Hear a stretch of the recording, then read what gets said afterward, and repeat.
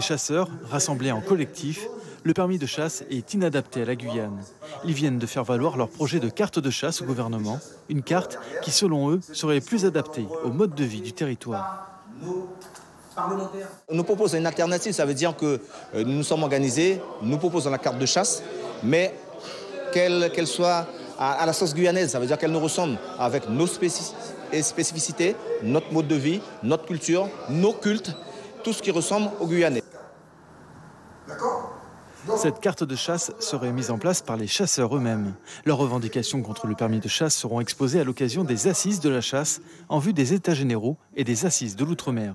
À leurs yeux, l'argument principal porté par les services de l'État pour lancer ce permis, à savoir la lutte contre la circulation des armes, n'est pas valable. Ils ont présenté ça sur la délinquance, c'est-à-dire l'insécurité. Or que ce n'est pas ça qui va empêcher quoi que ce soit. Le rapporteur nous disait qu'il y avait plus de 40 000 morts quand même. D'accord? Or qu'il y a le permis qui existe là-bas. Donc ici, c'est pareil. Ce n'est pas le permis de chasse qui va régler quoi que ce soit. Et surtout, ça concerne les chasseurs directement. Et c'est pourquoi on bondit. On bondit, on dit non. La délégation est revenue de l'Hexagone avec l'espoir d'avoir été entendue par le ministre de l'Environnement. Ils ont eu ça d'un bon oeil. On les a donné l'organigramme. Et c'est ça qui lui a fait bondir. Il a regardé, il a dit mais c'est un travail impeccable. Donc il ne comprend pas pourquoi le préfet peut-être ne nous a pas contactés dans ce sujet et qu'il est aussi pressé. Il veut savoir pourquoi il est pressé de faire sortir ce permis de chasse.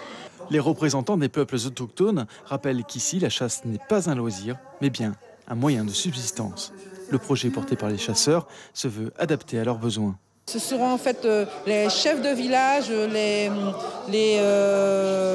les chefs coutumiers qui vont devoir en fait faire cette approche pour savoir qui et qui n'est pas chasseur. Mais bon, je vous le dis déjà, au niveau des autochtones, tout le monde est chasseur.